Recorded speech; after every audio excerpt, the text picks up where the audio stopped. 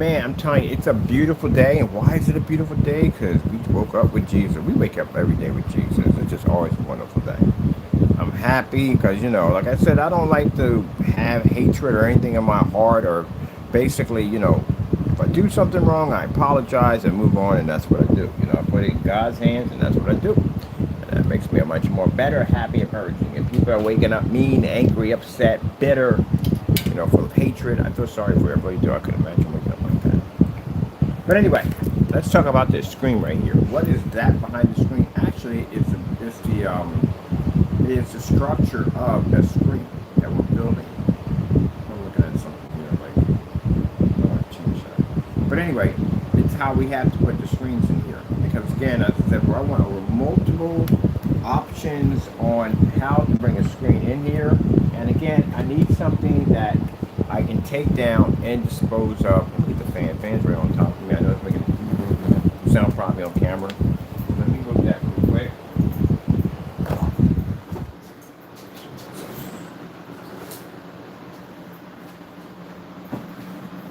Oh yeah, that's when you say too. There we go. That's better. So basically, when we came here, I didn't want to touch the walls in any way whatsoever. I've explained this before. Touch the walls. I'm gonna leave everything exactly the same way it is when I came here. I don't want to touch anything. Are you moving out? You are moving out. You're supposed to be locked in. I locked you in place. How are you not locked in place? What is the deal with this thing right here? It's not want to play nicely. Alright. Got a better way to put you in. Nothing's right now. You're just typically just gonna fight me. Anything I do, you're gonna fight me. So I have to figure a way to lock in. Sorry about that. I'm going through a fight right now a with a screen right now that just really does not want to play nice with me at all. Period. It's just fighting me on every level you can possibly think of. It's fighting. I'm trying to get this thing. All right, I got an idea how this is going to work. I just saw an idea how to fix this. Okay, so I'm going to fix this as I have this conversation. Where's the heat gun at? The glue gun.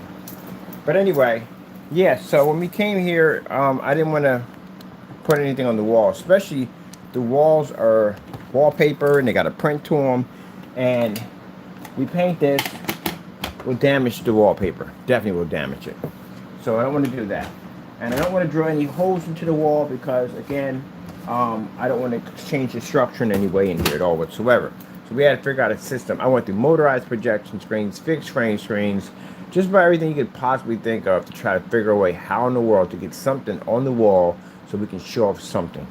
And that became the issue of trying to figure it out. We didn't want too much stuff on here, like we didn't want to clutter the room.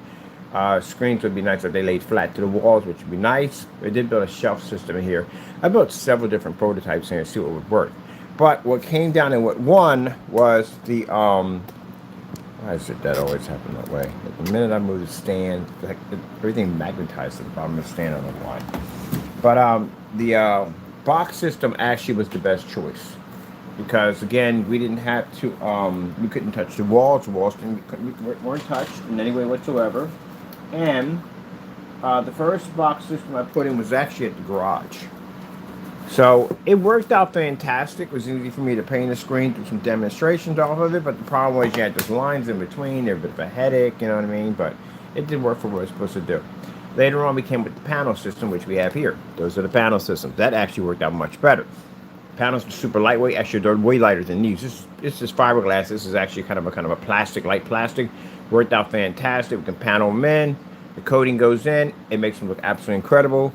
Love the panel system, and that's the way I went with it. So that was the best way to be able to build a screen and then have something that when we leave, we could take it down. I really don't feel like moving a lot of stuff out because you move, once you've done moving, and we've all done moving, it is a freaking nightmare. I mean, literally just pack stuff up. And I hate it. I hate it so much. So yeah, I wanted something to take out of here and be done. I mean, if I could, I would literally have it so I have everything on my back, but that's just not going to happen. But at least everything we got in here is not going to cost me an expensive truck, U-Haul van. I can throw everything in there, go to the new spot, drop everything off, be done, and I restructure and build the screens all over again. Now, the screens in well, we can't show you the place anyway, but are the screens in there going to be made out of cardboard? No. because we have now a warehouse unit. And we're going to be have my buddy's coming in. He's a professional welder. He's the one that's going to be designing all our screens. We have these customized fixed frame screens that these things fit inside of, much like loading a Pez dispenser, a design like that. So these real interesting designs that he came up with. Of course, when we patent everything, we made sure he got full responsibility for the screens. He developed them, he designed them. So yeah, it's going to be pretty cool to actually work with this guy at the end of the day. So he's the one that's going to be developing our screens, so these screens can pop into a system for you. One of the things, like I said, I realized that when we did the screens, we joined them together. That you could still see some of the wall or whatever in between. We could still white slots in between. We didn't want that because that throws the image completely off because the screens were super dark. So we have a self-locking system that he's going to be using. This is the guy who's the 3D printer. He's the one who's going to be doing that in the day. Any screens, anything we need, he can 3D print anything we need, tabletops, all that stuff. That's what he's going to be doing. And since finding out what I found out about those machines, his compartment's a little different. It is where you have to walk through another unit to get to his. So yeah, we made it that way. So you're not allowed in that area at all, period. Only they are allowed in that area. We want to make it so anyone can't walk in there. Yeah, that's all completely locked in for them. So they feel better that way. That way they don't have any problems or any issues. We feel better at the end of the day. So yeah, and he's a professional in the field anyway, so I don't have to really worry about that. I just never realized those machines were like that in the day. I'm like, how the freak did that stuff pass? But then again, you look at that whole freaking, I told you that, showed you that science lab in 1960 that passed, that literally had uranium in it. And it passed. I don't know how, but it did. Popular toy at that particular time. I have no idea how many people died from it, but it's uranium. You gave it to a kid. You know how jacked up that is at the end of the day? Yeah. And lawn darts, which again, I will never understand that one in the day. Big pointy rod on a weighted dart that you throw up in the air and it comes down. You know, things when they go up don't exactly come down the way they're supposed to. And a lot of people were killed on those things. So, you know, it happens.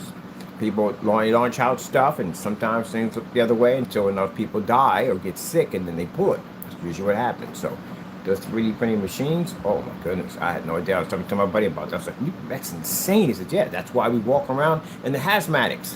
Yeah, you see his unit, they're all in hazmatic suits, every single one of them. The mask, respirator system. You would think they were making some kind of they were working in a reactor. That's how they treat those machines. They had these big doors that come up. Because he was asking me when we get the unit, he needs a big door that opens up. He needs exhaust systems put in. So the unit that we may be able to get, basically, we can work with the owner on adding some upgrades to the building that we need, and he'll allow us to do it. But we have to have everything has to be done in by the book.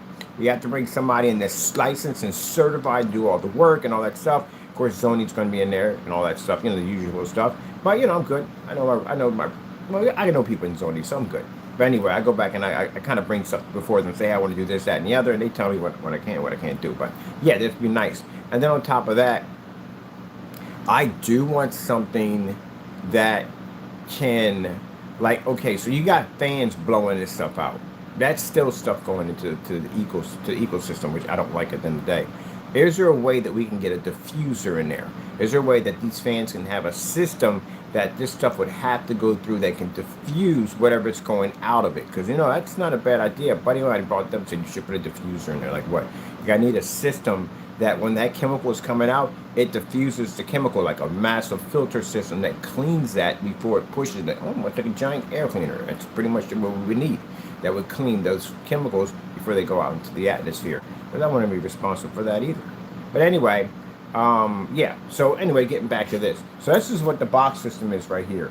It basically allows us to set up the panels because again, as I said before, we can't hit the walls. We can, but I don't want to. I really don't want to. And I can't put anything back the way it is if I hit the walls because it's a wallpaper system in here.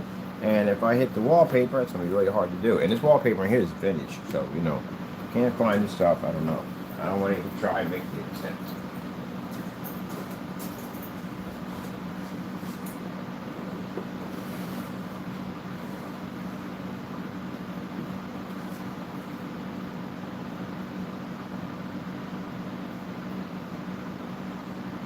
I should do this the first time. I have no idea why I did this the first time. But, you know.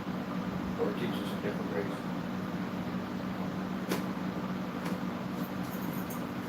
Right, we gotta put this. This is in. Not in. Yeah.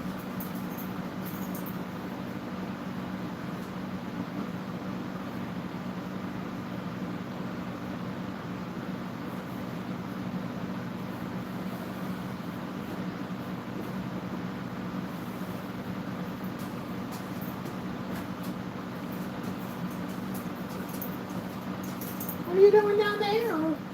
What are you doing down there? You fighting your fish again? Mighty battle with the fish. Mighty battle with the fish. You and the fish in the mighty battles. In the morning, having this battle with his fish again. What did you and your fish argue about now? Like, how dare you insult me in the checker game? He said I cheated. I said I did not. Therefore, I attacked him, and therefore we began to fight. I swear, I think Taco and the fish sit up there, and they got these, like, dressed like from the 1800s. And the fish got this kind of suit and tie on. He's got his little suit and tie on. They pop the collar, had a little tie around their neck or bow tie. And they just have these, they're friends, and it always ends up in some weird argument somehow. It's out of anything. They can just come down for a little bit of a tea and some chess with some biscuits, and they'll basically somehow end up in a fight every single time. It'll make a funny cartoon. I think it'll be the most hilarious cartoon ever. And him and that fish, every single time they get into a fight. It starts off nicely, and the next thing is battle with each other. But yeah, that's why it's just put up here. So I had somebody ask her some questions about it. So yeah, that's what it is.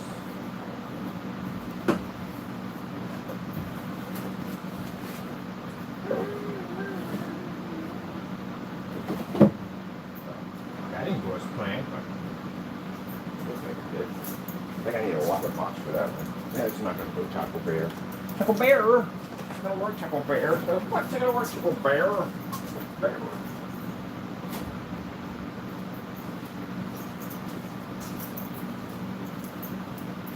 It's going to work, Taco Bear. It's not going to fit back there. It's not going to work. I am so happy about my Steamphone PC build. I am so happy about the blueprints that the Lord gave us on how we're putting this thing together. It's going to be insane. It's going to be amazing. It's all wooden PC. They were going to build our first wooden PC. I've never built a wooden PC before. And then the fellow who contacted with the wooden fans, they're like, "Oh, you kidding me? They're expensive. They're no joke. They're like $300 something a piece or something crazy like that." But somewhere actually something like $2 something. Anyway, they're expensive for fans, but they're wooden. I mean, they're wooden fans. I've never seen wooden fans before. That's the first for me. I got to contact and talk to this guy in the day.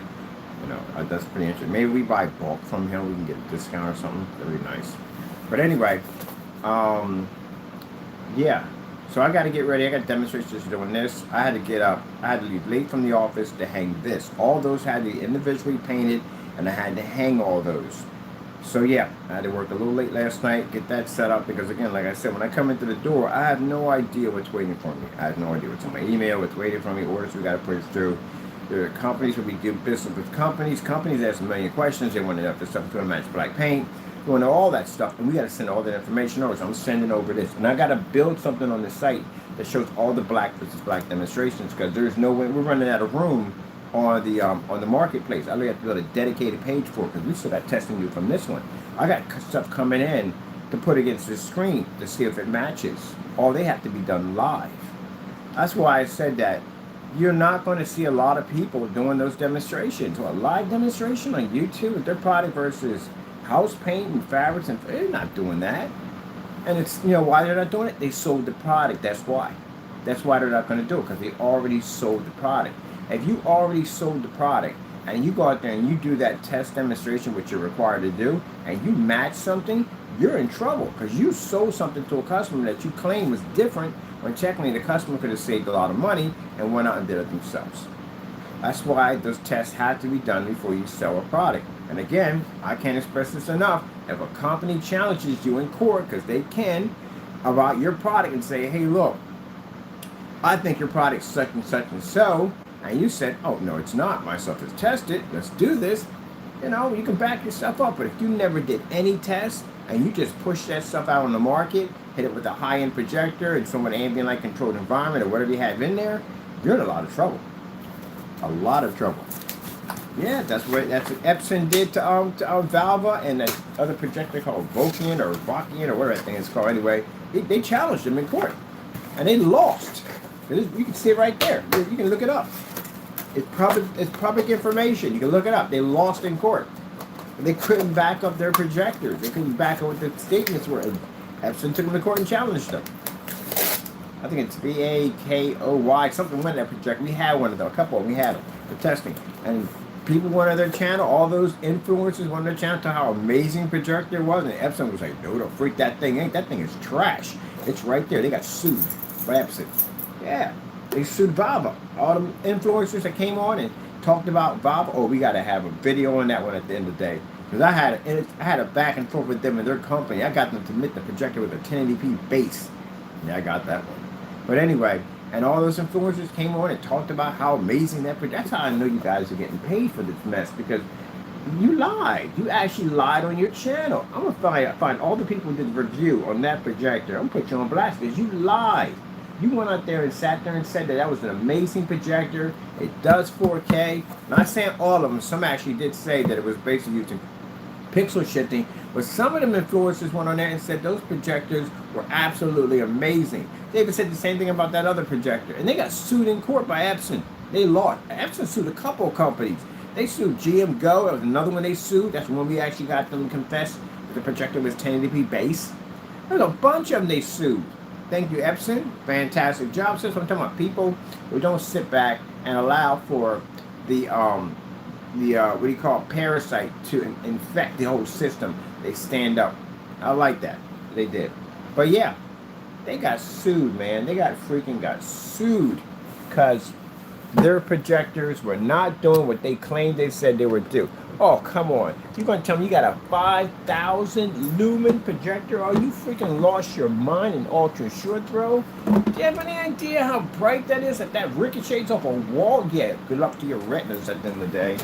Some people don't know what 5,000 looks like. They've never been down a 5,000 unit projector. They've never had one. I've had 5,000 units in here before. I know what they look like. I know exactly how much light them things can cast if they bounce off a wall. So I'm looking at their projector, I'm like, how the frick is that 5,000? I got 5,000 at 18 feet, and that said it can bounce off a wall and basically reflect light all over the place. You're ultra short though at 5,000? And you're picking up, the room is that dim? Yeah, you're not 5,000. And the sad thing about it is, people that are buying for the first time, who's never really witnessed a real name brand projector, will sit there and think their projector at the end of the day is a high-end projector because it said so. No, your projector is absolutely trash, and I'll tell you why it's trash. Those projectors can only operate on light gray screens and white screens. That's why anytime you see them make their own projection screen, it's never black or dark gunmetal. Never. And this is the reason why you don't see Black Diamond Screen Innovation or Elite Screens or DMP Supernova or any one of those big companies at the end of the day. They never touch those projectors. It'd be Sony, it'd be Samsung, it'd be Optima, it'd be ViewSonic, it'd be Epson. They won't, all the rest of them. They won't touch those projectors. I've never seen Screen Innovation ever use one of those projectors ever in any of their demonstrations. Now, why? Because even they know they're junk. That's why they won't touch them. But everybody else will come on, the influencers come on and say, oh, it's a fantastic projector. I suggest you pick it up. Da da da da da da. And Epson was like, oh, no, the heck you don't. This is what this projector is. You can look it up. They sued Valva. I'm glad they sued Valva. Valva's projectors are trash. We bumped into those things all the time. We get somebody to contact us, and they'll talk about how amazing the projector is. Yeah, but how the projector's amazing. Why are you reaching out to me? Why are you contacting us? They want to contact us. They want to talk about how amazing the projector is, but you're having a conversation with me. Why are we having this conversation if the projector is so amazing? Shouldn't you be happy with the screen you have it on? Oh, you got it on a white screen. You got it on a light gray screen. You can't read contrast. Your levels are dropping. You're in a super dark environment for a TV that's supposed to, a projector supposed to replace a TV. Oh, I see that happen with the big boy projectors too. They had the same problem too. So, can we help you? We can't help you. We can't support those machines. They don't work. Now, maybe on that invisible technology, they should pick up on that with no problem. But other than that, we can't support them. Even if they can pick up on those, I'm not going to put it. I'm not going to post it. We don't support them. I only did one paint about a while ago that did support them. A guy actually showed the projector using a WeMax 300 lumen picking up on our gunmetal technology.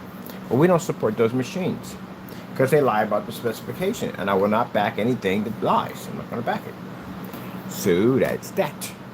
Let me see the WeMax and look that up real quick. What are we hooked up to on this? We should hook up to on this.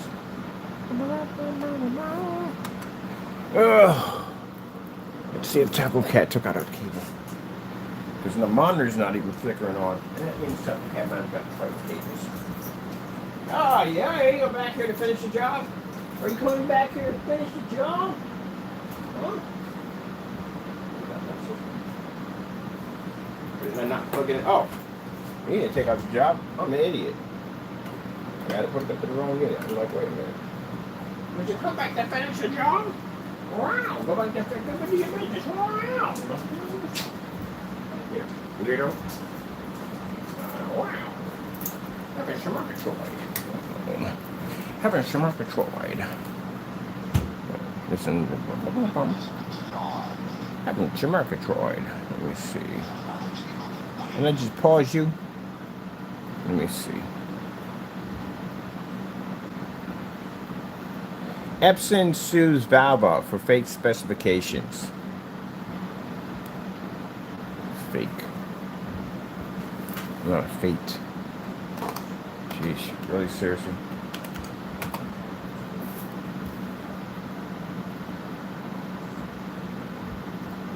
No. Epson sue, not album. Valve. Jeez. Seriously? There's freaking whatchamacallit, I have a speech impediment. Doesn't really understand what I'm saying here. There you go. It's right there. AI pulls it up. That's what I said. You got computer systems on your phone, people. Got wonderful technology, and you don't even know how to use it. It's right there. They sued them.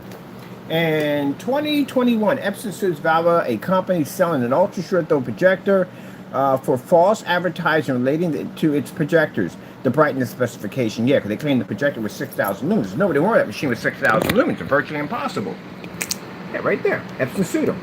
Epson sued Valve, right there. Their company for selling ultra-short throw projectors for false advertisement. Again, as I told you before, you advertise anything on your site that's not real, you can be sued over this. Rogers, range gain, yeah, you get to back that up. We can take you to court on that.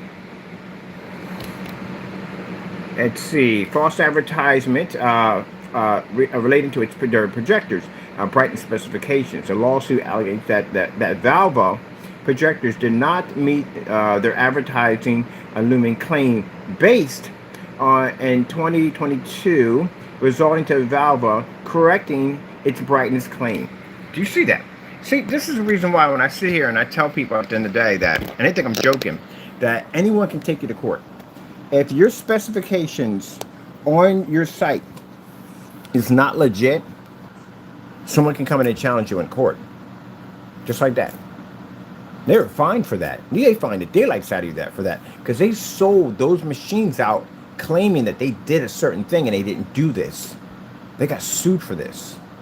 Now, yeah, they can keep them out of jail. You know why? They got money at the end of the day. They got that money, but they're going to pay up. You got to pay those fines. And yeah, that's what happens.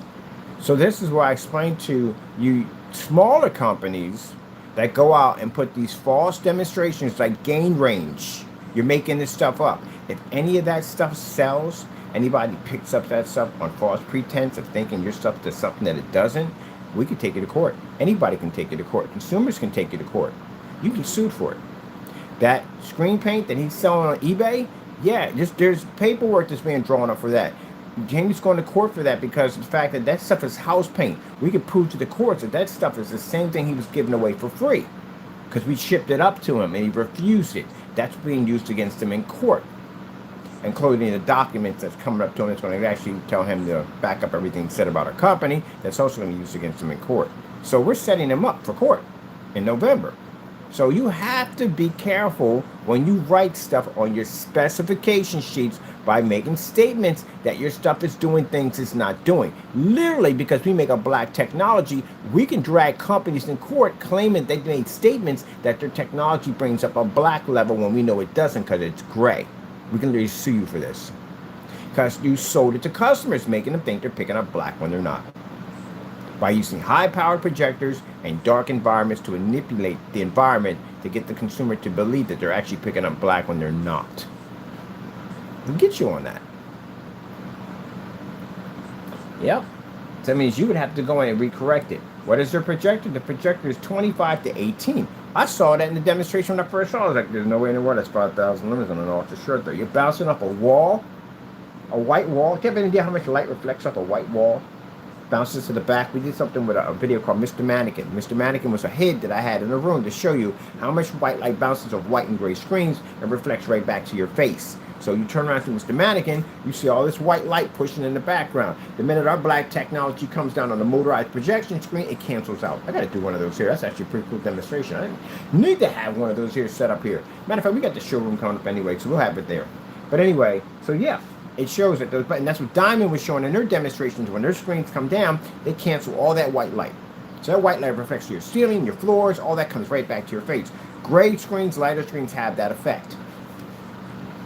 So if that screen was 3,000 lumens, ultra short throw, and mind, they did those tests with a long throw. You know how much light would have reflected off a wall at 5,000 to 6,000 lumen ultra short throw? Your environment. If you ever saw the movie Poltergeist, where the house basically balls up into a ball and there's light shooting from all the cracks and corners, that's literally what your house would have looked like. Every time something would have flashed on your screen, you think, oh, you must be having a party over there. That's so much light that thing would have reflected back to your light. Are you kidding me? How bright a 5,000 lumen projector is? So some people don't know what 5,000 is because they've never been around a 5,000. If you walk in front of a 5,000, your eyes would hurt. Yeah, that projector is not 5,000. It's not even 6,000. If they say there were 6,000 lumens. So if someone's like, oh, heck no. No. I'm going to take you to court on this. There you go. This is why people that want to get into the field of projection screen, technology, and all that stuff you want to get into and make that money in the day, you get caught selling a product without proper testing, you can get challenged in court. So a company that does challenge your products will basically question you on your product. You're making a black screen paint, we engineered black technology. There is a ton of testing you are missing from your products. And we can challenge you in court saying, hey, look, we're experts in the field. We've been doing this for a long time, which we can prove that at the end of the day. We have tons of testing, demonstrations. We have technology right now with advertising firms and companies and all that stuff. We feel, from our point of view, from our expertise, that the product that this person is selling is false. We need them to show all testing. Mr. Bird, at the end of the day, how would you compare the testing? Testing would compare it to our technology that we have. So we're going to request you to have the same test we have, which you can't do. And thus, because you can't do this, keep in mind, you don't have any tests at all, this will land your lawsuit. Now, these are bigger companies. They can handle massive fines and penalties and all that stuff. But you being a smaller company can't. And because you can't, this won't keep your butt out of jail. If you sold enough of this stuff, they're going to have to tell you at the end of the day, shut your website down, or basically going to recorrect whatever you have in there. How are you going to recorrect something that you don't know how to recorrect because you never tested it? That's like me launching brakes on the market. Never won't test them, not at all. Just put a fancy commercial behind them and just launch them out. And a bunch of people buy them and the brakes fail and a few people get killed. Now, my company's going under investigation.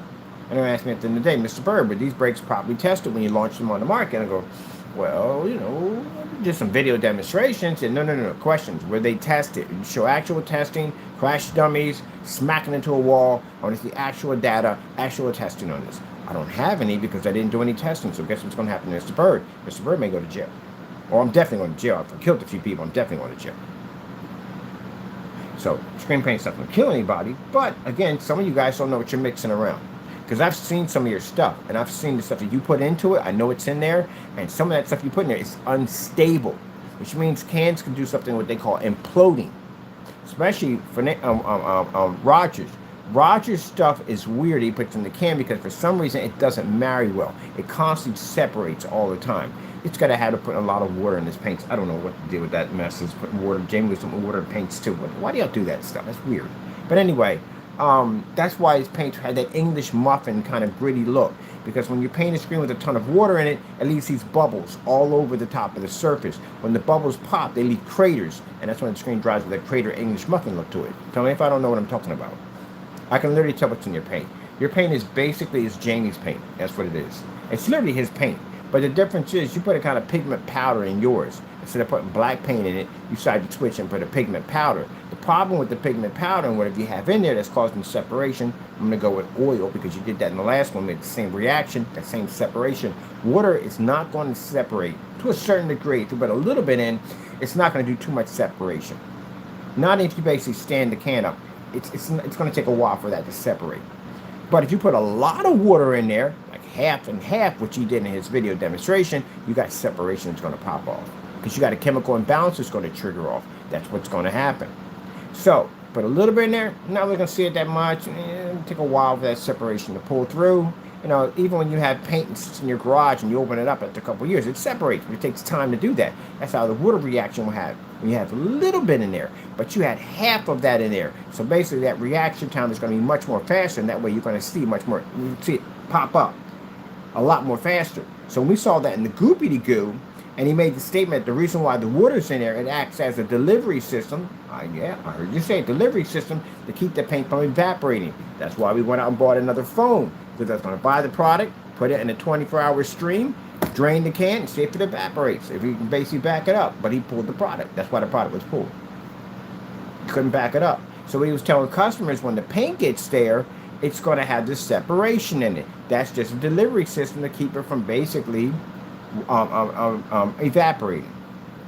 If that was the case, every paint that you would buy, you have in your garage right now, would evaporate. The only way that paint can evaporate is you have an open can and air can get in. That's the only way. It has to be a reaction to cause it.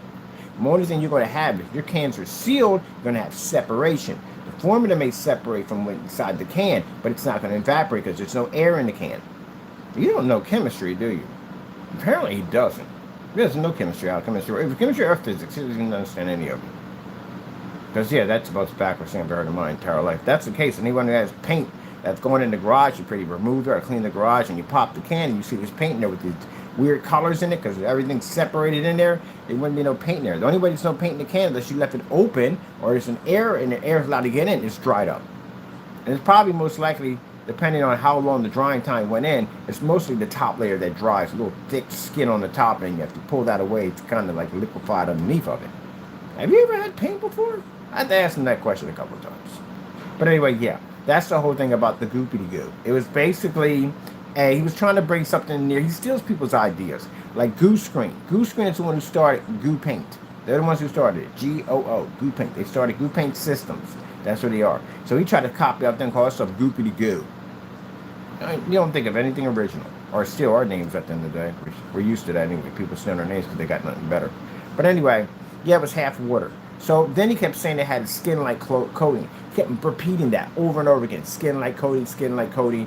That's because the reason why it's a skin-like coating is because you dropped a lot of water in it to change the texture of it, to give it a skin-like coating. But the problem is when you have a paint that's too thin, the issue you have is that the coverage isn't that good, which means that if you try to cover over a surface that may have markings on the wall or may have some kind of rough texture to it whatsoever, you're not going to do so well with covering and masking those areas at the end of the day. Not everybody has perfectly good walls.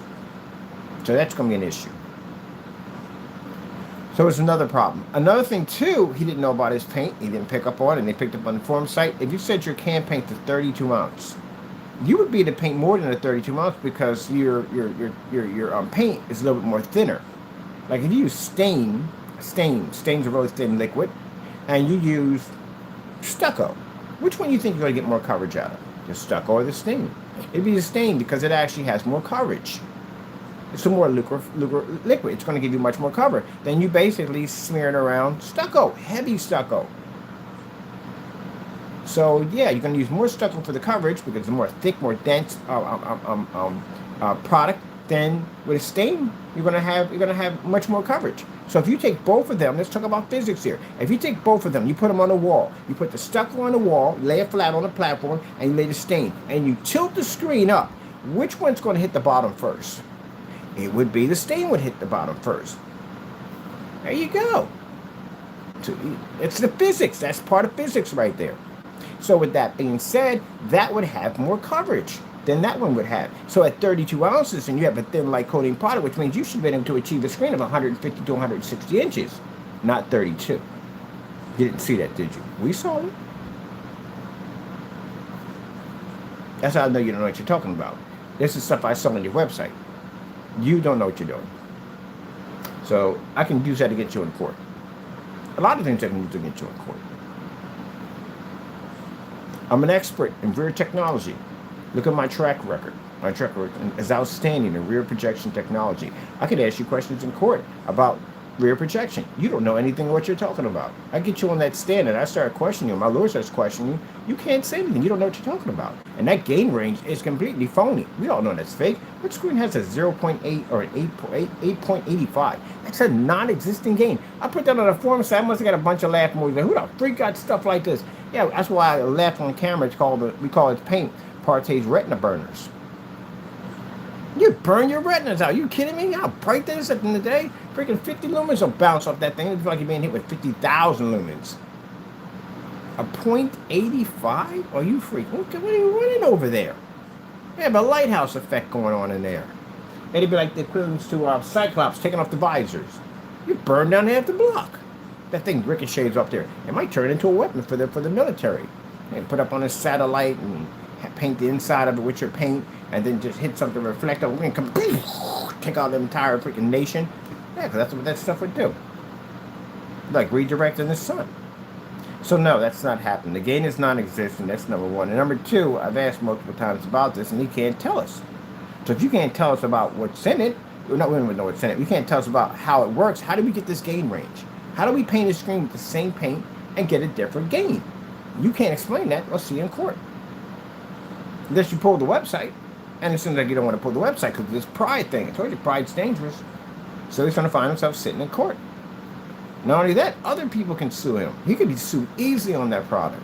So if you were to buy that product and you get it home and you can't figure out what gain you have, you're like, what freaking gain? There's two gains up here. Which one do I have? And you reach out to him and he doesn't respond back to you. And you're asking like, hey, look, I need a video. I need to know what gain I have on the screen because you have two gains up here. Which one do I have? And he can't tell you this. Take him to court.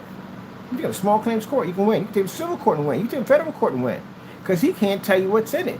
So technically, he sold a product that he doesn't know what it actually does.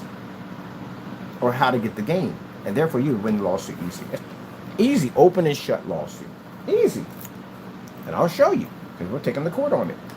Can't do that. Anybody else who has these great paints at the end of the day, and you're on your channel, and you're saying you're picking up a black level, you're going to have to show us you're picking up that black level. Because technically, you're not picking up a black level. That's virtually impossible that you can see this. And that means you lie to the consumer. Telling them at the end of the day, this is one of the lies they tell you. It picks up a black level, but yet, in order to get the proper projection screen set up, you have to be in an ambient light controlled or dark environment. Ambient light control means no lights are going to be near that screen. They're going to be in the back. So that way that screen can maintain darker levels. That's pretty much what we're going to tell you. And then when the colors don't come out correctly because the screen can't maintain that well, they're going to tell you, hey, you got to calibrate now. Can't see, and then you're telling you to get vivid, beautiful colors, but you don't put in, you're going to get vivid, beautiful colors, but in order to do so, you must calibrate. You don't add that in there. We can get you on that. Or if you're saying that, I'm picking up ultra black contrast levels, and in order to do this, you have to be in the dark. But still, it's not true because we can back it up in court by our screen next to yours, showing that even in the dark, you can't read a star field. I can wash you out with a cell phone. If you say your ambient light rejection, we can get you on that one too, because again, if you have a gray screen and you're claiming, big company, they have those usually, a gray screen, and you're saying it's ambient light rejection, then why are you in the dark with this screen if it has ambient light rejection capabilities? Ambient light rejection means that your colors don't fade, your contrast doesn't fade, your screen stays intact, even in a fully lit environment, because it's designed to reject the ambient light that may affect your screen. So if you have to be in the dark with this, what did I just pay for? Because I didn't get what exactly I paid for, because it's supposed to be ambient light rejection. We can get you on that. So you have any idea how many lawsuits we're going to be filing at the end of the year for all these companies? We're taking a lot of companies to court. We're challenging them. Because they lied on camera. Now, I can see if you're back in the era where you didn't have any of this black technology and you just had darker gray products that considered to be black screens. But that's not the case anymore. And that means you shouldn't have been saying that now. So you have to figure out, if you have a gray screen, what type of shade of gray that you actually read. That's what you have to figure out. So I believe before taking the company to court, We'll send them an email and say, look, this is what we feel at the end of the day. This is what's going to happen. We feel that you need to change your specification sheet because it's not telling the truth of what it's saying. Now, some people may go in and argue it, and some people may change it. But if you don't change it, we take you to court. Why are we taking you to court? Because, again, it's wrong for the consumer. You're really hurting the projector community by lying. You have to tell the truth on this. Now, for anybody to sit back in my channel and say, well, Mr. Bird, what about you? What about me? I'm the one that does all the testing. You know that, right? If I sit there and say that I have a gain that reads in sunlight, what do you see Mr. Bird doing? You don't see me inside. You see me outside. Because I back all myself up. We're the only ones who have a contract that literally states that basically at the end of the day, that if you feel that any of my products I say, any of my YouTube channels, anything I'm saying, we go to court. That's it. Anybody else have one of those? Anybody got batch number verifications on their products? None of y'all have them. Can't do batch number verifications. Nobody can't do a batch number verification because you don't test your stuff. You see that product right there? That's a brand new technology right there. Do you see me selling that right now? No. That sun technology we have over there, SFEG. Do you see me selling it? Do you see it on our marketplace? I know you can't buy that stuff. You know why? It's in testing. That thing requires at least 4 or 5 months of testing. We got to figure out what those things do. So again, they require testing. This is a new technology. We just got this yesterday. You see me selling this. You see how amazing these things look. Do I sit there and go, oh, because it looks incredible, puts amazing colors and contrast, we'll just sell it right now? We can't do that. We have no idea. This thing may have some flaws. It may have problems with it. It may not work on ultra short throws. It could be a number of things. So in the process of testing this gives us the ability to upgrade and fix any issues that may pop up. That's why testing is important. So next time you're riding down the street and you're sitting at the end of the day saying, well, testing's not important, think about the windshield you have sitting in your car. Do you have any idea how much pressure hits a windshield? It's a lot. And those bolts you have inside your car attaching your windshield to keep that thing from coming loose and blowing it and decapitating you or hopefully not your family, yeah, they had to go through all that testing, all those individual bolts, the brackets, everything that's in there to lock that screen, all that stuff had to be tested, all of it, to make sure that that thing doesn't blow in and kill you. Your brakes that you rely on, when you come behind the back of a semi-truck or back of someone's car, you can hit those brakes. Some people do it the last one. You know what I mean? They say, thank you, Lord. Thank the brakes are working. But imagine if the company lied on that.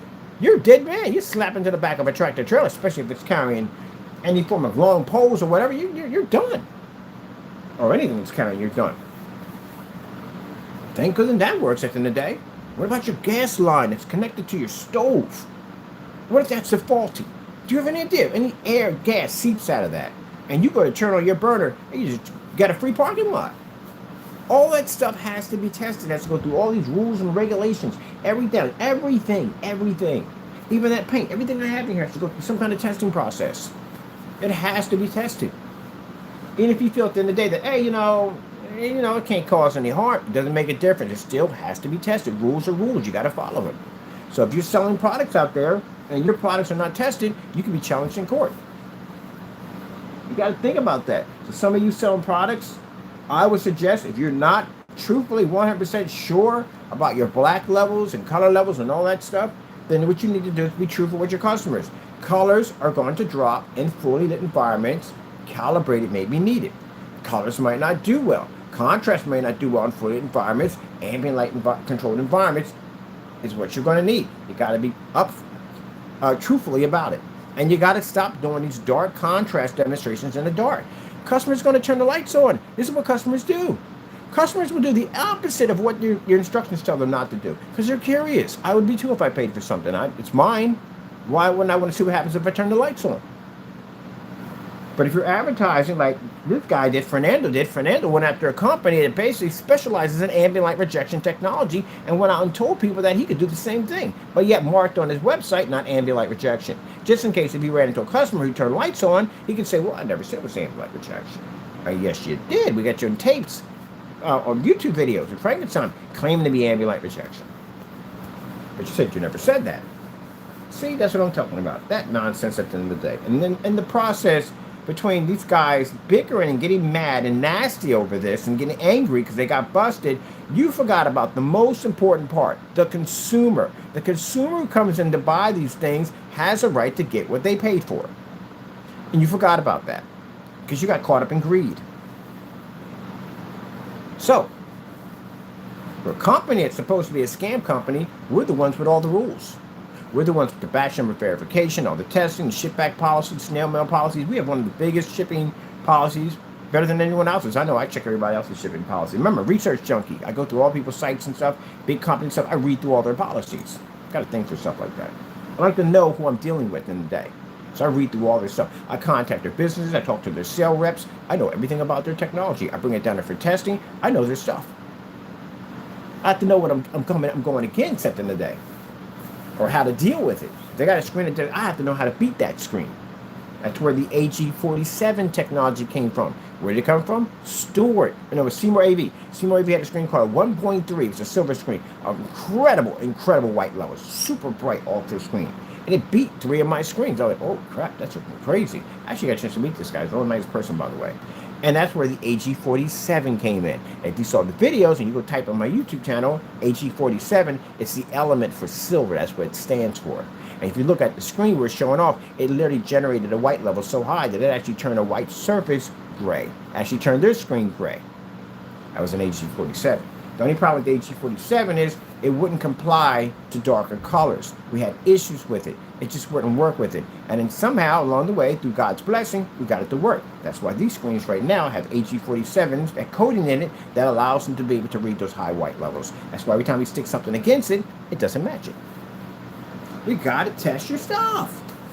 Can't express it enough, but they get mad at me and get angry at me. Hey, look, hey, this is the thing. I've been telling you for years about this, right? Test your stuff, test your stuff, test your stuff. Come December, I'm taking you out of court. Now that option is gone, it's off the table. Because now you sold enough of this stuff. We can show a track record of showing you sold enough of this stuff, not testing it. And you can sit there and go, oh, it's just house paint. No, they're not going to look at it that way. It's a product. You're supposed to test it before it's sold. So since I don't have time to argue with you on YouTube by asking you to do this, I go to your sites, I ask you questions and stuff. And since y'all want to give me this dumb nonsense in the day, I'll see you in court. We'll do just like Epson did. And I'm telling you, I love Epson for that. I love them so much for that. Thank you so much, Epson, for doing that. And that's what it takes. People to stand up. I explained this before about people allowing stuff to slide and nonsense to go on. Yeah, a lot of people got ripped off. People went out there. I remember the Kickstarter program for Valvo. And they talked about 6,000 lumens, 4K, all that. They pumped it up, hyped it up, on the Kickstarter and all this crazy stuff. And I'm like, that's not freaking 6,000 lumens. What the frick are they talking about? Well, people down there bright-eyed, bushy-tailed buying for the first time, they don't know. They thought that was a 6,000 lumen projector, and those people got ripped off. How much money that thing was at the end of the day? It was not a cheap projector when it came out. They got all those people. I wonder if they had to pay restitution, and they had to basically return that money because they sold that product on false pretense. So I have no idea what happened from there. I didn't even really look into it. I think I will. Now, I got a hold of Valve in the room. Matter of fact, I got a hold of Valve and GM Go. I'm going to post your stuff too. GM Go. And I got both into a mitt because everybody else is in there all, bright-eyed, bushy-tailed, and I'm drilling them in the room like, okay, so look, what you're telling me, it's a 4K projector, but you're telling me that it uses shifting technology. What is the base point of your projector? Which means is, what's the landing pattern? Is it 720p? It's got to land from somewhere. If it's not native 4K, where's the pixelation count starting from? And they kept beating around the bush. Well, we had this DLP chip and blah, blah, blah. And I said, no, I didn't ask you all that. I asked you a simple question. What is the base point of your resolution count? Where does this start from? Is it 720p or 1080p? And they finally got me to say 1080p. I got them. And then everybody in the room caught on to the conversation we're having, and they joined in, and they were upset. So you mean it's not 4K? It's not 4K. It's pixel shifting. And they try to make it sound like pixel shifting was something new. And pixel shifting has been around since Comcast had those cable boxes that had DVI on the back of them. DVI was more of a compressed signal for 1080p. Sony had them. Sony had them on the PlayStation 1. I'm sorry, PlayStation 2. PlayStation 2, PlayStation 1. No, PlayStation 2 had it. PlayStation 2 had it. Because PlayStation 2 was backwards compatibility, and they had a pixel shifting kind of technology. If you kept pressing the X, I looked it up, by pressing X over and over again, you can actually smooth out some of the jagged edges that came on the PS1. And they had it from a pixel shifting technology. That stuff has been out forever. There's nothing new about that. And they try to make it sound like something new. State of the art pixel shifting. Well, here's the thing. When Comcast did it, 1080p really wasn't really, it was out there, but it wasn't there yet. Because when the broadcast signal switched over, remember you had to go through that whole change at special TVs and stuff and signal boxes, because the broadcast switched over to a high definition instead of being the analog that it was, like 720p, probably was like 240p or 480p or somewhere around there in that range. But it switched out to 1080p. You had to have those special boxes and converters so you can actually watch TV and stuff like that. Remember that when that happened? So anyway, they had a system on the box. The DVIs was a more high digital output, and it was a unit to compress to give you almost like you were looking at 1080p, but you weren't. It's compressed signal. So that stuff has been out forever. Now later on, when 1080p was more access to than just a signal, then they have boxes that now have HDMI ports on them. They do HDMI, some have the coaxial cable for the optical, and all that stuff now. They have now. So all that changed over because the technology was there. Comcast upgraded all the boxes to that technology. Why are you bringing out a pixel shifting technology when we have 4K? Isn't like 4K is brand new, like super brand new, and then they have select models. You can get 4K projectors anywhere. So why in the world are you acting like 4K is so rare that we got to use a pixel shifting technology to get it to work? I'm not spending that much money for a projector. I'd better get native 4K on it. I don't want no pixel shifting nonsense. This projector's like $27, $37. I got a projector I got a projector for $5,000. I spent $5,000 projector for pixel shifting? No. That's crazy. That's absolutely crazy. And then the contrast on the Valve was 3,000. I hope that guy called himself Phantom HD, had that projector. He didn't even know his own machine at the end of the day. He put this image of a white screen. It was a screen he bought from them. He paid money for, and it looked exactly like the white screen he had in front of it, and exactly like the wall. I got to show you the screenshots on that. It's hilarious. It's actually that from his channel. It shows a comparison. You really can't see one from the other. You literally could have got a white screen. You would have did the same thing, or the gray wall behind it. But anyway, he was bragging. Oh, it's got a whopping 3,000 lumen, 3,000 contrast. I'm like, yo, what the frick are you talking about? That's low. These projectors over here have 3,000. Yeah, oldest projectors is a 2011 model. All these projectors are 2011 and 2012. The highest lumen projector we have is the one here on the floor. Well, contrast now would be the Cumi. The Cumi has 10,000. But that one sitting on the floor, the Ultra Short, though, has 4,000.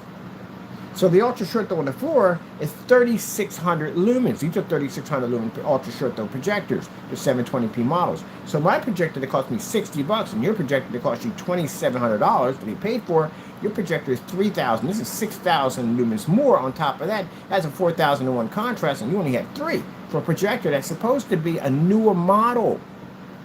3,000 isn't high. 3,000 is extremely low. That's a 2011, 2012 model projector. They have that. I know because I buy a lot of them. And you have a newer version projector with a 3,000? It's lower than that? I'm like, oh man, you got ripped off. And then they stick them on a gray screen. I mean, if you had a 3,000, and say you got a black screen, that wouldn't really make any difference for that. That projector's ability to be able to pick up a high contrast because the screen's black. No point. That's why we don't need any high contrast projectors because screens are black. But if the screen's light gray, think about the trouble you're going to be in now. So now you're trying to get a light gray screen to see a black level when the when the contrast that you can use from the projector, use some of it. It's basically coming up. It's not going to pick up because it's 3,000. 10 years too old. And then turn around, you got to be in a dark environment with a projector that's designed to be used like a TV. Wow, look at that freaking circus nightmare. It's like watching somebody go through freaking, what do they call that? That game they played by Nickelodeon, where they walked in and got splattered with all that goo. Let's just replace the goo with probably a liquid nitrogen, and we'll replace it with sulfuric acid. Because that's pretty much the game you're playing. Or you're getting burned in one way, or you're basically going to freeze to death like in another one. You're definitely, yeah, it's really jacked up. I watch these influencers, and that one guy I talked to, he had this whole. I actually spoke to him in a Facebook forum site somewhere, and he's the guy who came on and did these videos. I'm probably still doing them. He had a little window in the corner. He had some little candles over here. And it was a very dark environment. He said, look at all the window light we have coming in. We're in a fully lit environment. I'm like, no, you're not in a fully lit environment. What the freak are you talking about? And I finally bumped into this guy. I bumped into him on the forum site. I said, oh, you're the guy who does the videos with the little window on the side. I said, dude, that's not fully lit. You don't know what you're talking about. That is not a fully lit environment. I had a chance to talk to an influencer. That's not. You're wrong on that. He said, no, but that is a fully lit environment. Oh, that's fully lit? I'll show you fully lit. I sent him over that Star Wars video. You know, the one we're outside in the afternoon watching Star Wars on a giant screen, way bigger than what he was doing a demonstration. He never contacted me back.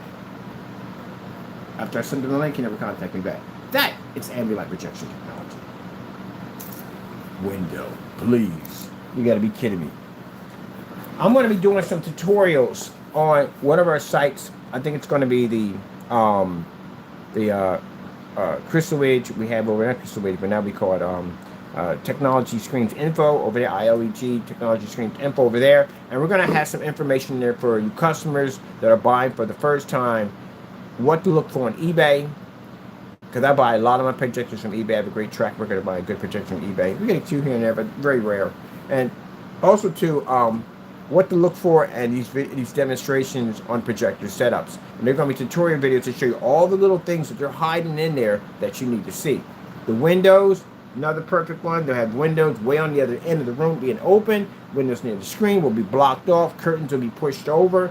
Just enough so they can have some window light pushing here, but basically enough to block the light off that can make contact with the screen. They'll put panels up there. I've seen all kinds of stuff. So I'm showing these videos and breaking down their videos and showing you exactly where they're basically light dodging. Especially when you see somebody does a dedicated theater room for themselves, that room has been custom designed to hide light from the screen. Like they'll have the screen underneath of a lip, so that way any of the condensed lighting that comes out misses the screen and bypasses it.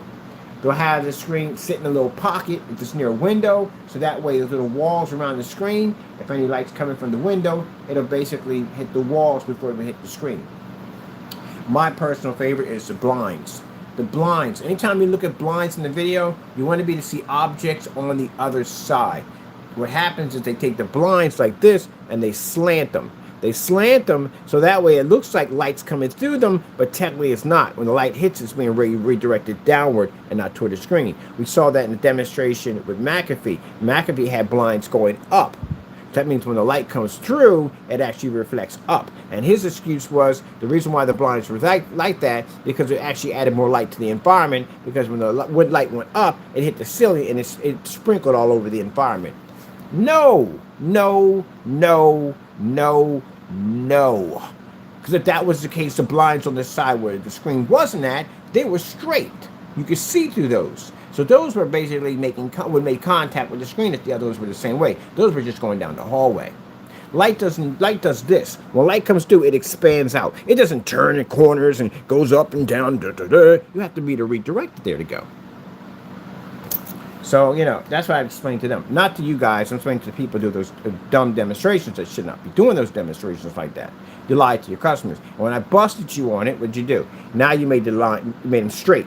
Because that's where they're supposed to be, straight. But the problem is that the screen you have was a little tiny screen sitting right next to the window, and that way you can compress the projector into that little tiny image. See, I proved that, again, with physics, that if you're closer to a screen, the image becomes brighter. And as you start to pull away, the image starts to deteriorate because the lighting you have in the environment, depending on how much lighting you have in the ceiling compared to the projector's lumen count. So if your projector is 3,000 lumens and there are 4,000 lumens, and the lighting you have over top is far more powerful than the lighting coming from the projector, that means the distance showing how far the projector is going and how much light in the environment would mean that you would go through a deterioration process, which means that the lumen count will start to drop at a rapid pace. Now, say your screen is about roughly can pick up at around a gain of maybe I say 5, maybe 6 at the most. All right, so you need about 5 or 6 to be to pick up on your screen over there. So as long as you start with 30,000, you're not ending with 30,000. No projector starts with 4,000 and ends with 4,000.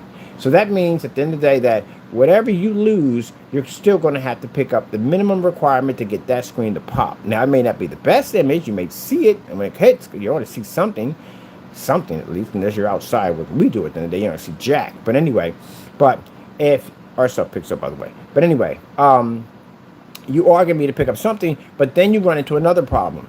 Even though your image is able to travel from A to B, and even though that you lost a great amount of your lumens and your image looks pretty bad, the next problem you're going to have is image quality, because that's the next problem you're going to have. This is where I see a lot of mistakes being made. I see people come on and they shoot these images and the image looks faded, it looks washed out, and they think it's a win. Like, oh, look, you can still see the image, it looks it's amazing. They're counting the fact that you can still see it. We're counting the fact that the image looks horrible. It has to look the same way as it does with the lights off. That's how it works. And we get people get mad at us. So, you know, we're not going to have these conversations back and forth anymore. Come December, we'll see you in court. December, January, February, all those months, we're going to be taking in people in and out of court. Because again, you should be able to back this up, right? I buy your paint and it says black levels. I'm going to turn my lights on. That's what customers do. They took our stuff outside. They saw us that they're doing demonstrations of our screens outside. What do you think my customers did? They took them outside. And they didn't use high-powered projectors. They used low-end projectors because we were using them. Matter of fact, some of them I buy some projectors to buy. Buy the low ones. We don't say, hey, go buy this 4,000, 5,000 projector, 4K. We don't advise those projectors. Any customer we'll talk to, they tell you at the end of the day, Mr. Berg got me a projector for $50. Mr. Berg got me a projector for $100. I don't advise them. 720p. That's what we advise them to get. When I was at the storefront, I was doing a 150-inch screen through the window. Did I advise them to buy 4K projectors? Were any 4K projectors in those demonstrations? No. They're all 720p projectors, just like this one I got on the table. We don't need them. People advise you to get those projectors when they know the screen's going to fail. All right. Where the heck is my fire stick? We're using the fire stick if the cord's going to be too far for me to stretch over to hit the screen. I use a fire stick today. Fire stick! Fire stick. Now we just got to find a fire stick. I'm going to do this real quick. I set this up. I'm going to put a fire stick on the floor. I said it before. I came in the door. I never met the magnified me the more. It's fighting me, and biting me to find. Man, this screen is incredible. It's a beautiful, beautiful screen. This is one of the best. I had the best. One of the screens I said would come close to this is the Phoenix. Phoenix camera paint was incredible. This is more powerful than the Phoenix. Excuse me.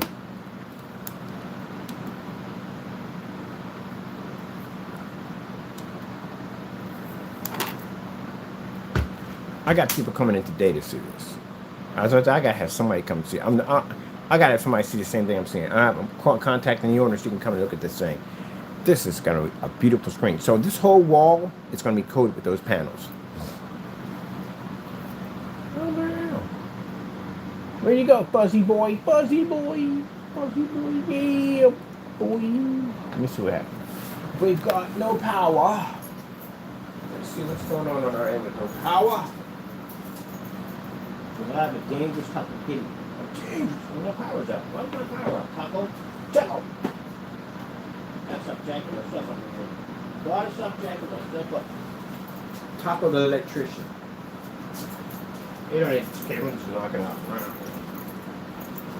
Left up line. Cable. Taco the electrician. Let me see. I need something here. I'm trying to figure out where I put it at. I need something. Jump up, jump.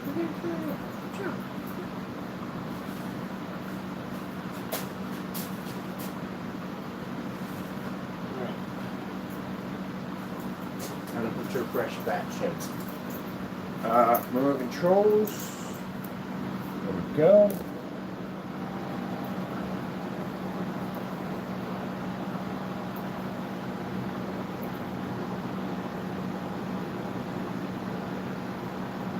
Yeah, I can't wait to start my new my steampunk case, my wooden case. Pretty soon, baby. Pretty soon. Got me to show off my baby. Yes, sir. That's my baby. Yes, sir. Its screen is gorgeous, man. It's gorgeous. It still has several upgrades we want to add to it. But man, this thing is incredible. I cannot wait to get this whole thing done. You have no idea how I'm excited about this. I bought a new steering wheel setup so I can come here and race games and stuff. I got people coming here, got gaming studios. I want them to come and see this, sit behind the chair, check out all the stuff we have, play games off with the whole 9 yards. This thing is going to be amazing. And then for the customers, oh my goodness. Man, you're gonna fall in love with this sucker. So I put some stuff in the specifications. We already know it's gonna pass those easy. Oh, oh, oh, oh. We're already up in this, we're all the way up in the. You gotta bring it back, so. Gotta bring this one around this. Whew, this thing's beautiful. Let me see, we're on Fire 6, right? Yeah, Fire 6. YouTube.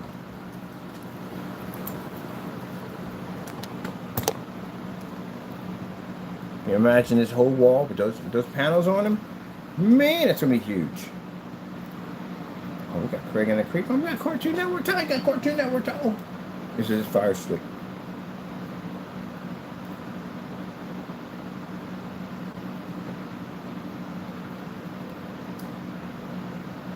We're gonna see a bunch of cartoons. This is all tacos, all taco bunches. It's cartoons all day. Nice cartoons. I don't know why. I tried Tom and Jerry. Ain't a big fan of Tom and Jerry. You just don't like them. You like Bean. It's the only thing he watches. Look at this, man. How beautiful them colors pop up. Look at the white levels on this thing. This is an AG47. It has a more upgrade version of the AG47 on it. So this is going to be roughly available in November, rather than November. It'll be part of the sale. No, it's brand new product. We can't make that part of the sale. As in this technology over here, the Ultra Black Cinematic, that stuff is incredible. You ever seen that stuff? Man, I'm telling you, all our products. We have people come in, they get confused about, well, what do I choose? Anyone you choose, you're going to have an amazing screen. But these gamers are designed for gaming applications. You can watch movies and sports on it, but they just have these really high vivid colors because it's needed for gaming. That's why they're designed that way. So I got people coming, they be confused. Like, I don't know which one to choose. Like, hey, spin the wheel. That's the same where I'm in. I developed this stuff. And I got to figure out at the end of the day what I'm going to have at the home front. I must have changed that screen so many times. It must have been incredible. Like, oh my God, I got to paint the screen again. I got to paint the screen again. Because I always went the next one. OLED 4K demonstration. Wow. I hear you, Taco. Battle with your fish. Look at this. This is crazy. How beautiful the screen is. Ah, come on, don't give me all that. This is stage 1, which means it's the beginning. It's nowhere near completed, so we're still testing it.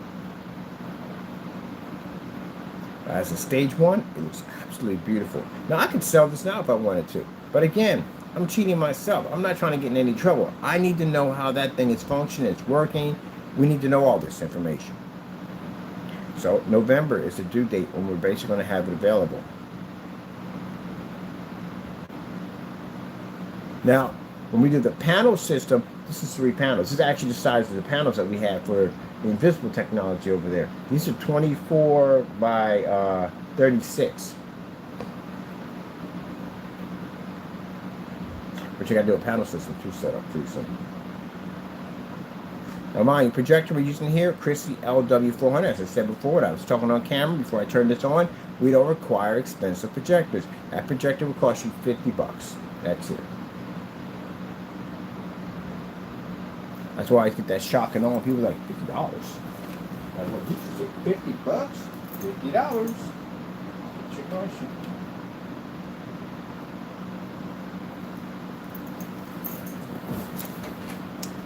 Yeah, ILEG, infusion light energy gain. It can operate in its environment with no problem. Mind you, I had that screen pulled over right in front of the lights. As you can see how bright that background surface is.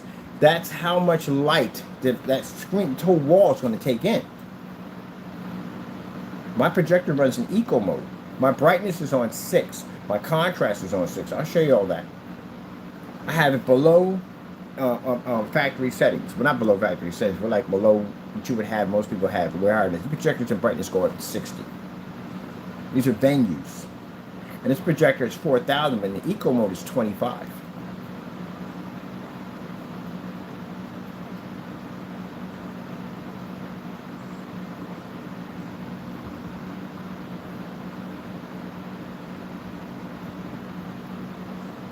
Now, we're looking at prices. I haven't decided on prices yet, but it is going to be a little bit more than this technology because it's a gamer. Gamers are always more advanced. So we're already going to sell them in 2 different types. We're going to sell them in 50 ounces, and we're going to sell them in 1 gallons.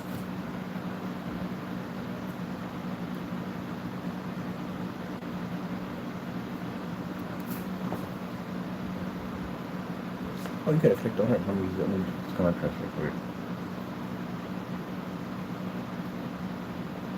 When you have a screen that's gray, you see my environment, you see how well lit my environment is. This is how your environment's supposed to be.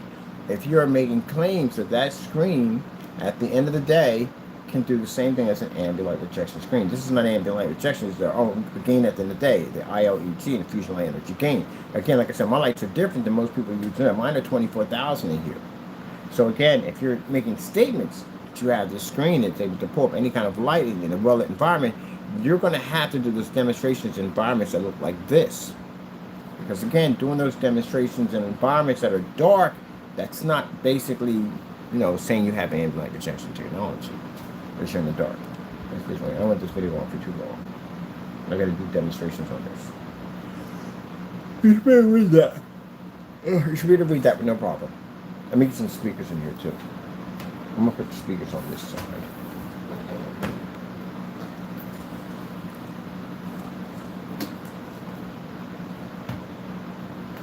Anytime you do contrast, and this is why I talk customers, when you're doing contrast demonstrations, make sure the demonstrations are done in fully lit environments. You don't want to see a screen sitting in the dark with some lights way in the background and all that stuff. Man, you get home and turn your lights on, that screen's going to wash completely out. Ask those questions. That's what I'm going to have on my site, on my other site. It's going to help the consumer know what to shop and what to buy for. I'm going to tell you what questions to ask for. First question out of all of them, batch number verification. You need to ask that. Make sure that's your guarantee at the end of the day. You're not going to skip on your guarantee. You need to know that stuff is tested. Second, you're requesting all tests on the product before it was sold.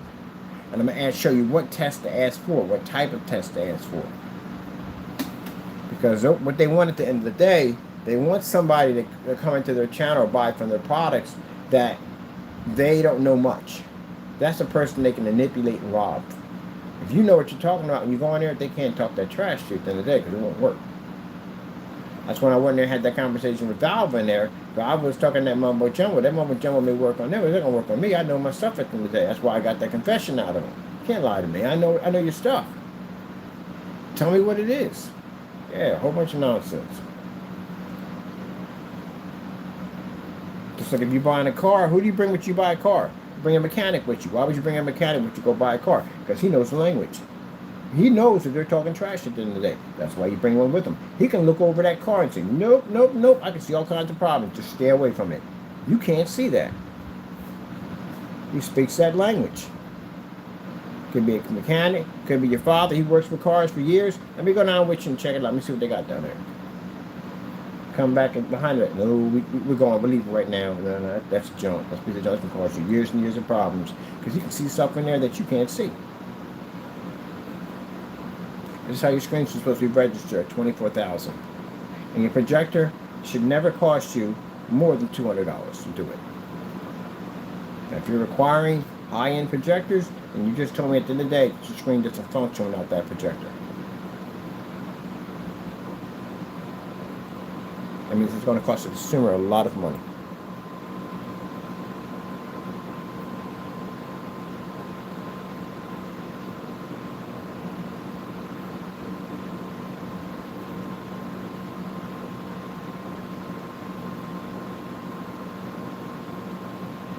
Now, to remind the naysayers again, because again, they don't never learn it in the day, this is a stage one. You know what stage one technology for us is? It's a beginning, baby steps. It was just made 20 minutes ago, made it 20 minutes ago, yesterday. This was made yesterday. So it's still in beginning stages, which means that there's some flaws in it where I see what basically painted the screen. You can see right there. That's not going to affect the screen anyway whatsoever. It's still going to design what it's supposed to do. But it's a stage one. I still have 6 more upgrades to add to this thing. So it's not even finished. This is a stage one. What you're seeing at the end of the day, we're going to upgrade it to, it will be far more advanced than this. Oh yeah, by so much. So what you consider finished, we don't. I still got to take this thing outside and drop it at 300 lumens. Now we had it on the other surface, which was one of those surfaces, and we had it up here. We had to basically expand the screen size. Screens change by size. That means the bigger the screen, the more light's hitting the screen, the farther the projector has to sit back, which is cheap when you use it off short throw, but the farther the projector has to sit back, and that means your pixel count starts to drop. Yeah, you cheat when you use ultra short throw because there's no distance throw. You have to have a distance throw in there. It's very important. If you don't have a distance throw, you know what happens? Any customer with a distance throw projector is going to suffer. The screen's not going to read. Perfect example, that guy who basically had an Optima projector. His projector's not a cheap machine. It's a very expensive machine he was using. He's at a long throw distance. The other fellow is at a ultra short throw distance. He's a foot. That guy's got to be roughly, for a 200 screen, he's got to be 18 feet back from the screen. So 18 feet back on that projector, I got to put the calculation on how far he's back. On 18 feet back, say he's 18 feet back. Do you have any idea how weak the lumens are going to be when they travel from A to B if that screen doesn't have the ability to absorb the light in the environment? There was no lights in the environment, only 2 open windows. That was enough to knock the screen out. We have screens in bay of windows. We have screens sitting in a window. So with that being said, to tell you from the door that it's you have to, that short throw and long throw. No, you can't do them in all ultra short throws because there's a difference between long throw and ultra short throws. But distance throw, a massive difference. So if you're right on top of the screen, if I take this projector and push it all the way to the screen, and I take the projector and bring it all the way back, which one's going to show a brighter image? It'll be the one sitting up against the screen that's closer because it's right there. So when you do that, what happens is if a customer comes with a long throw, his has maybe a high chance of the screen deteriorating in the environment because of the distance throw compared to a person sitting right on top of the screen. That's why the videos didn't look the same. But anyway, he could operate that. He had to be in the dark to do that. So he worked and put that whole place together. Did a very nice job of it, by the way. I watched the video. I put it all together. Got some pointers too, some stuff I might want to do later on. And because I learned from people. And he's in the dark. You can't use that paint. Now, if he had this technology right here, he could run that right in this place with no problem. Like I'm doing right now. Man, that is crazy. I still can't get over how crazy this stuff is.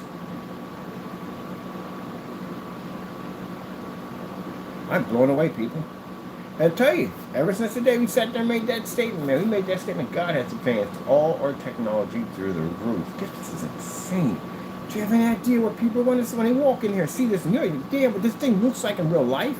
The camera doesn't know justice. It doesn't. That's why we have to have a showroom. We need a place where people can come in and see this thing with their own eyes. I got to bring the owner, and he's got to see this. That's incredible. That's reading like that.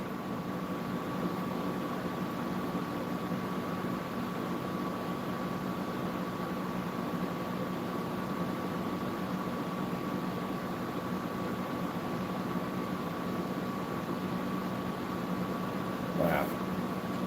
That's incredible. I can't believe we got something like this. We have the technology that's outside and this stuff right here. Mind you, every environment we walk into, it changes. I always look for environments and homes and stuff I'm renting at the end of the day. I look for places that have high amounts of light. This is what we need. If it doesn't have the windows, we can take the high amount of light. 24,000 in the ceiling. Do you have any idea how much of a blessing that is at the end of the day to be the design technology in this type of environment? It's a blessing to be able to do that. It basically advances our technology. The more difficult the environment is, the better we can work and develop better technology. But if this was an environment that had really low lighting in here, man, that's not going to work for us. When somebody sticks this thing in a commercial environment, my screen could get eaten up in there. But in here, man, we got more lighting than the average consumer has in their home. Man, it's impressive. All right, people, I got to go. I got to get my speakers set up. I got to start doing my videos for this and all that stuff. I got stuff I got to do. I'm really, really happy with this product that God gave us. Another incredible blessing by God.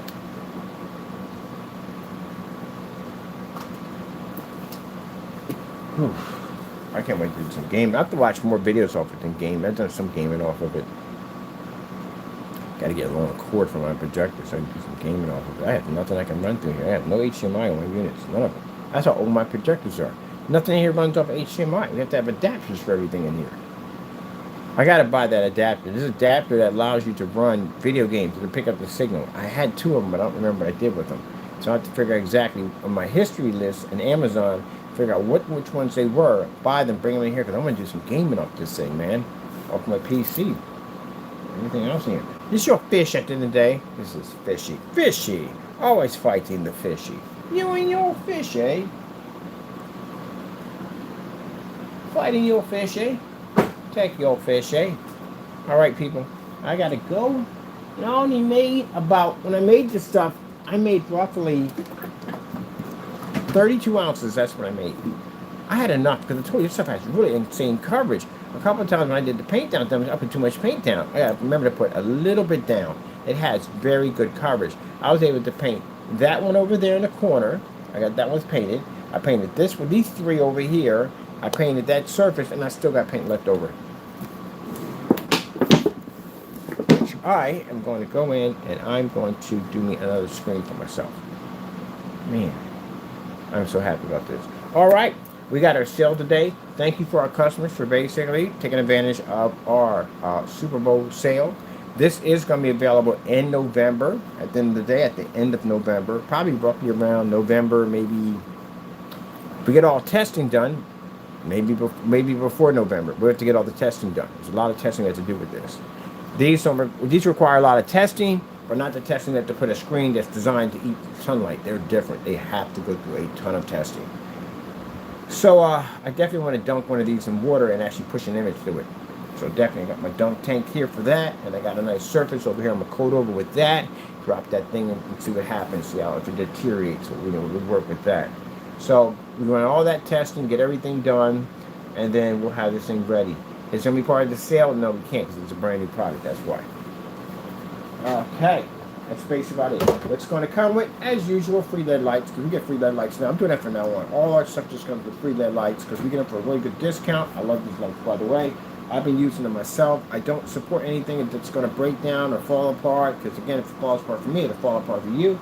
And these lights, I've had them on. I don't never turn them off. So they just run all the time. And so far, yeah, they're fantastic. And same ones I have here, I never turn them off. So yeah, I like these. So we're gonna build a screen with these lights and all that stuff, and this thing's gonna be pretty cool. Oh man, I'm so happy. This stuff is beautiful. Gotta go, people. And of course, we thank our Lord and Savior Jesus Christ for blessing us with amazing technology, because if it weren't for Him, none of this would ever be possible. Gotta go. Thank you all, and God bless. Gotta test your practice out.